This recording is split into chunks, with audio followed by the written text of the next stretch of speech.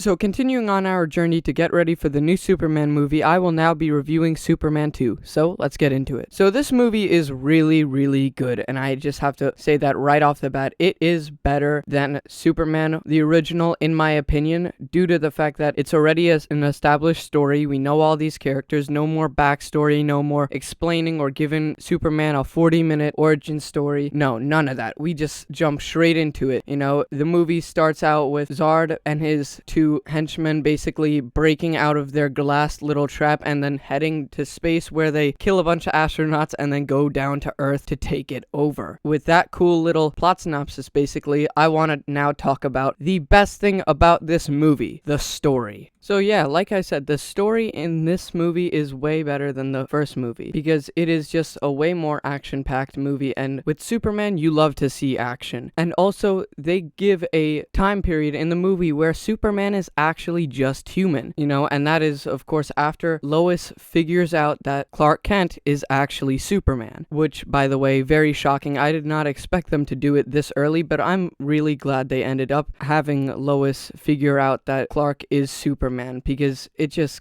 gets something very major out of the way very quickly, and that causes us to have way more time with the love story between them, because obviously Lois Lane fell in love with Superman in that first movie. They just didn't kiss or anything. In this movie, they do kiss and show their love for each other, especially Superman's willing to literally give up his entire, basically, personality and life for Lois, giving away the powers, giving away the ability to protect people, and this clearly does affect him, because not even like 30 minutes after giving up his power, he goes to a diner with Lois and gets his butt whooped by a just random pedestrian, basically, who is being really rude to the owners of that diner. And that scene is really, I'd say, emotional, because Superman bleeds because he gets thrown through glass, and he finally has a recollection of, wow, I don't have these powers anymore. I can't do the things I used to do anymore. Now I bleed. And just the face that he made when he found out that he was bleeding, he was broken, and that is just the stuff I love to see in these movies, when a superhero is broken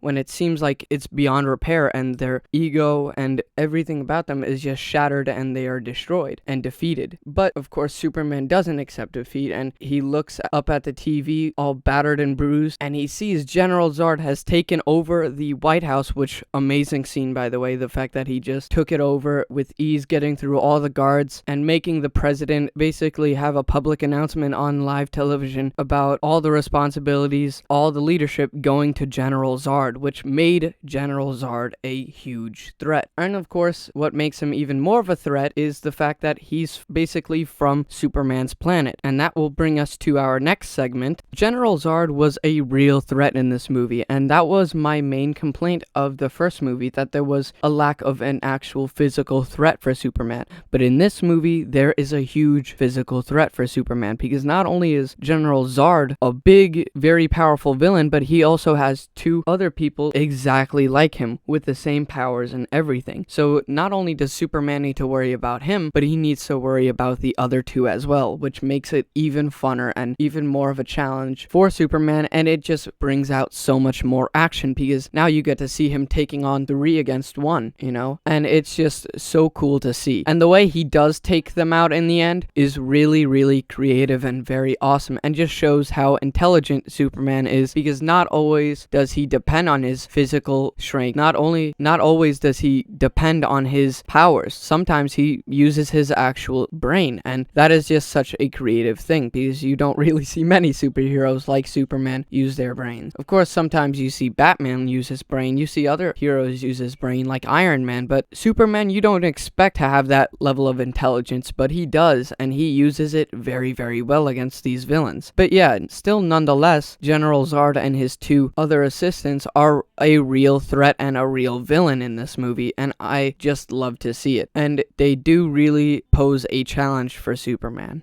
And it was really exciting to see a bigger threat for Superman, because Lex Luthor really wasn't a threat. But he still was a villain nonetheless in this movie. So now I will be talking about Lex Luthor. Lex Luthor in this movie is, of course, not a threat because he's not the main villain, but he is a threat with his mind. He does lead Zod and his pupils to the Daily Planet where Superman's supposed to be, but he's not, and Lois Lane is, though. And as we all know, Lois Lane is a love interest for Superman, so basically attacking her is attacking Superman. So they two take her hostage, and there is a big fight that happens because of this when Superman does arrive. Now, this is basically a 1 out of 2 part fight, because the first part of the fight happens at the Daily Planet and Superman basically gets destroyed. He does hold his own for a little while, but he does eventually just leave. And of course, everybody thinks he's running away. Nope, he's just leading them to his home planet. So the rest of the final battle happens there. But Lex Luthor in this movie is a great addition because of his brain, because he's able to help General Zod and his pupils take over the country and find Superman, you know? So in that regard, he is great. And of course, the actor behind Lex Luthor, Gene Hackman, does a phenomenal job in this role still. He still plays that comedic side of Lex Luthor with playing the serious side of Lex Luthor as well. And it's just really, really fun to see. He's still a great character this time around, and he is still a great addition to the story. So now I want to talk about our main man himself, Superman. So Superman in this movie is better than he was in the first movie because we don't need to go through all that introduction stuff about him and his Earth family and stuff. No, you just get thrown right into some Superman action, and you don't get to see a lot of Clark Kent in this movie. It's mainly about Superman because you do get to see a little bit of Clark Kent, but it is quickly flushed out when Lois figures out that he is Superman. Of course, then he gives up his powers for Lois, and then you get to see more of Clark Kent, but it's not much. You only get to see him for like a scene or two before he gets his powers back. But still, nonetheless, you see way more of Superman than you do of Clark Kent, and that just makes me so happy because I don't really care about that other side of Superman. I come into these movies wanting to see all Superman action, and this movie definitely gave us a lot of that. So now it's time to talk about the final act of this movie. So the final act, like I said earlier, comes in 2 parts. The first part is held at the Daily Planet where Superman is multitasking, trying to fight off these supernatural beings while also protecting the people in the city. And that does make for a very interesting little thing because Zod figures out that people is Superman's weakness, and that if they keep trying to inflict pain on the humans, Superman will keep saving them instead of fighting Zod and the others. So of course, with Superman being outsmarted the first time, he leaves and goes to his own planet where the true final act happens. So now talking about the second part of this final act, this one has a few notable moments. Like there was this really cool scene where Superman takes the logo off of his suit, which his logo is still there after yanking a layer off of it. It was like a plastic layer, and he throws it at Zod, and that is just a really cool scene. He basically uses his symbol as a frisbee, and he of course like punches or kicks some of them. It's your classic